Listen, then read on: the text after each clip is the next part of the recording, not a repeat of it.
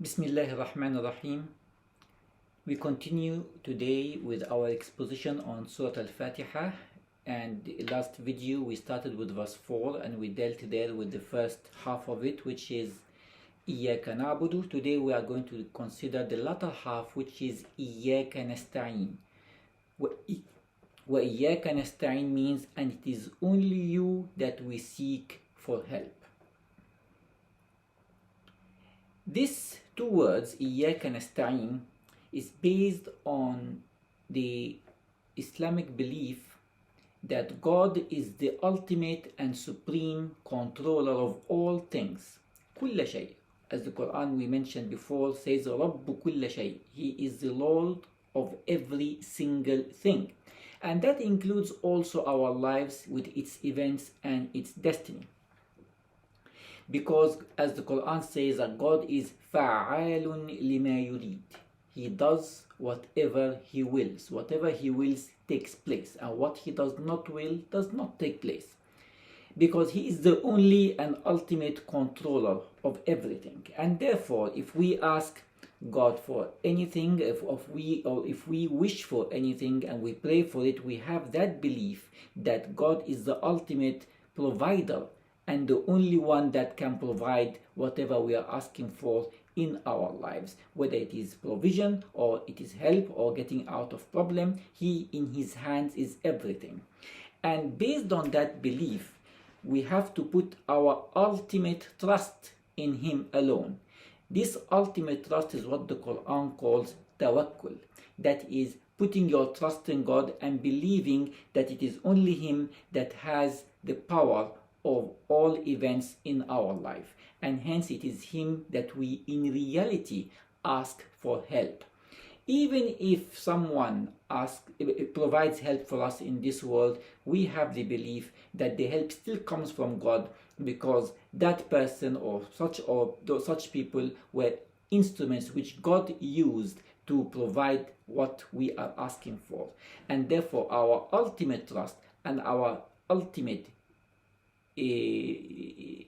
dependence is on God Himself and none else. And that's why we say it is only you that we seek for help. That ultimate dependence on help, we believe that you are the ultimate source. And this belief is expounded a lot in the Quran, but let us take few verses, 5 of them, which will summarize that belief. The first verse that says, فَسُبْحَانَ الَّذِي بِيَدِهِ مَلَكُوتُ كُلِّ شَيْءٍ. Glory be therefore to Him, in whose hands, that is in whose control, is the dominion of everything, of every single thing. Therefore, we know that every single thing, whether it is material or it is events, is in His own control. Second verse, when the Quran says, وَإِن يَمْسَسْكَ اللَّهُ بِضُرٍّ فَلَا كَاشِفَ لَهُ إِلَّا هُ. If God touches you with harm, destines or allowed harm to come to you, none can take it away from you except Him. وَإِن يُرِدْكَ بِخَيْرٍ. And if He intends good to come to you, فَلَا رَادَّ لِفَضْلِهِ. None can withhold that favor of His. Again, showing that God is the ultimate and only controller of all destiny and of events. Third verse, when the Quran says, which is a consequence of the second verse, when He says, مَا يَفْتَحِ اللَّهُ لِلنَّاسِ مِنْ رَحْمَةٍ فَلَا مُمْسِكَ لَهَا. If God intends or opens a door of mercy to any of His servants or any of mankind, none can withhold it.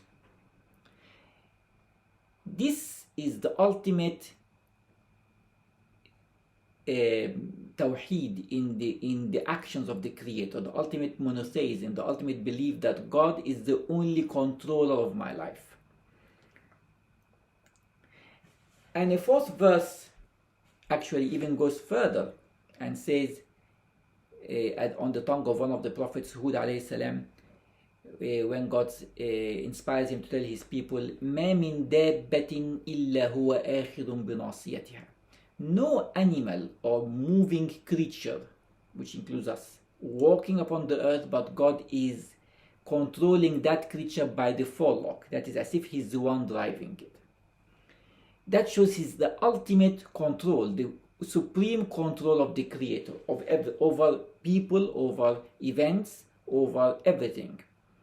And finally, based on all the above, we come to the last fifth verse we just wanted to mention, which summarizes that belief. وَإِلَيْهِ يُرْجَعُ الْأَمْرُ كُلُّهُ. All matter eventually goes back to him, back to his own will. فَاعْبُدْهُ وَتَوَكَّلْ عَلَيْهِ. Therefore, because of that, worship him and put your ultimate trust. That's what we said, tawakkul. Put your ultimate trust in him. Therefore, this is the basis of that belief, of the true believer, which the Quran tells us and which we summarize in the words إِيَّاكَ نَسْتَعِينُ. That we believe that God is the ultimate controller, and therefore he is the ultimate provider of goodness and ultimate and only warder of evil. But how do we seek that help? That is the belief now. That is what is in the heart. But how do we manifest that practically? How do we seek for help? Whether that help is in the form of we want goodness to come to us, some provision of good, some good thing we'd love to come to us, or ward off some evil that has hit us. How do we put that practical? And the Quran, as we mentioned before, is its own best commentary. Different verses shed light on other verses. And this verse, إِيَّاكَ نَسْتَعِينُ, only you do we seek for help, is explained by another verse, which says, وَاسْتَعِينُوا بِالصَّبْرِ وَالصَّلَاةِ. Seek help, that is, seek God's help, with what? With two things. بالصبر, perseverance, and salah, worship or prayer. What is sabr?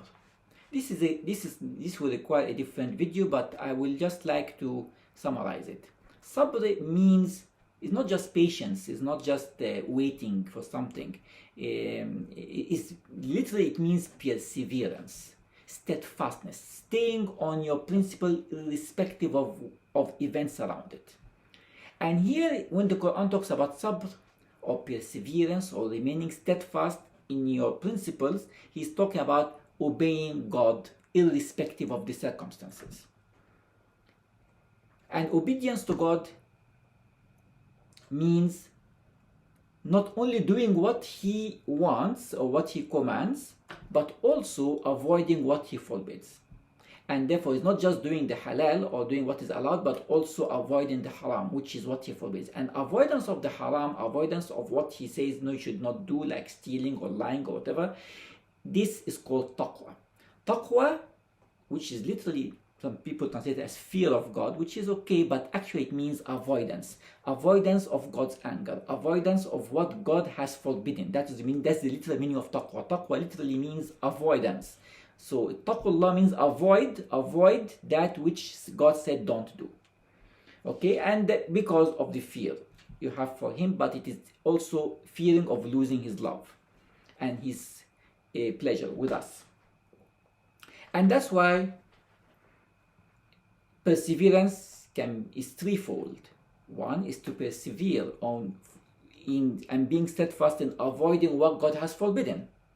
Because sometimes circumstances and harm that could come to us in our life could be tempting to do things which God forbade, because we think that by doing the wrong thing we can get out of our problem. Typical example, if you become poor or poverty hits you, then somebody will resort to stealing or lying or embezzlement, or taking what does not belong to him, cheating, lying. So this is a situation where sabr has to come in. Sabr means persevere. God said, do not lie. For example, do not lie. Therefore, maybe I believe or I think that if I lie here, I may get what I want, or I get avoid the trouble I am in, or I will get what I really wish to have. But the perseverance here is to stay on the principle of saying the truth and not lying, avoiding that which God forbade. And so you have the perseverance of avoidance, perseverance to be steadfast on not doing what God forbade, irrespective of the circumstances. At the same time, perseverance of doing the correct thing, which God commanded. So, for example, if saying the truth may make me lose something, I will say the truth. That's what God commands. قولوا الحق ولو على أنفسكم. Say the truth even if it's against yourselves. This is another example of perseverance. Sabr. And that's how we seek God's help. He said, استعينوا بالصبر. When you want to ask God for help, what we should use is sabr, which is meaning obey Him. That is how He wants the practical manifestation of that prayer. You don't just say, oh, please God help me, and then we do all the wrong things. No, استعينوا, you said إياك وإياك نستعين, but and the Quran explains it, واستعينوا بالصبر والصلاة. And of course, you have perseverance in the face of calamity. Many times you can have a calamity in your life, or you lose your something which you don't see why you lost it, or you lose a person you love, or you member of family, or you lose some property out of just not a fault of yours. Again, this requires perseverance, meaning you should not we should not become questioning God, why this happened, and then I start losing faith. So that is a perseverance on calamities, perseverance on things that have hit us. So it's threefold: being steadfast in the face of calamity, steadfast on doing what is good, because even doing good needs perseverance, because sometimes doing good may be not in the going with our desire. For example, giving money to the poor means I'm going to lose money. I have to stand up and do my prayer. I have to fast during the month of Ramadan, even though I want to eat some food or drink. So this is all require a perseverance. And even the next one, which is Salah. Salah itself requires perseverance, because going to pray to God at a particular moment in time, which we are commanded in a day, requires perseverance, requires continuing being on it. As the Quran says, وَأْمُرْ أَهْلَكَ بِالصَّلَاةِ, command your family, your dependents, or yourself and your family by Salah, that they should do their prayers. وَاصْطَبِرْ عَلَيْهَا, and learn to persevere. That is, continue maintaining it. It requires perseverance, steadfastness. Why? Because Salah itself helps us to avoid what is evil, which is again what I said, taqwa. When the Quran says, إِنَّ الصَّلَاةَ تَنْهَى عَنِ الْفَحْشَاءِ وَالْمُنكَرِ, that Salah or prayer or the worship, the acts of worship we do, because it brings us closer to God. We address God as we pray, and its repetition during the day keeps us remembering God. And when you remember God, that also increases our faith, makes us to avoid that which He forbade, resist the temptations of the world. So by the Salah itself helps us to persevere. Perseverance is required for Salah, and Salah helps in the perseverance. And when we avoid, as the Salah says, تَنْهَى عَنِ الْفَحْشَاءِ وَالْمُنكَرِ, it prevents us from doing what is evil and what is sinful, highly sinful, then it means that we are practicing taqwa. And if we persevere, don't give up hope in the face of calamity, and we practice taqwa, then God will now fulfill His promise when He says, وَمَنْ يَتَّقِ اللَّهَ يَجْعَلْ لَهُ مَخْرَجًا. Whoever practices the fear of God, or the avoidance, the taqwa, the avoidance of what He has forbidden, God will get him will find a way out of his problem. How? The Quran says, وَيَرْزُقْهُ مِنْ حَيْثُ لَا يَحْتَسِبْ, and He will provide him or give him provision from where he does not expect. مِنْ حَيْثُ لَا يَحْتَسِبْ means from where he does not expect. Provision here is not just wealth or money, or it can be health, it can be what you want, it can be way out of your problem. So there are two things here. He bring you out, there's a promise if you continue with perseverance of taqwa, and that's how you ask for help. That is the sabr wa salah, and that implies taqwa, which is avoidance what He has forbidden. He now says He will get you out of your problem, and also give you the provision. So he will reward the evil of you and give you the good. But how?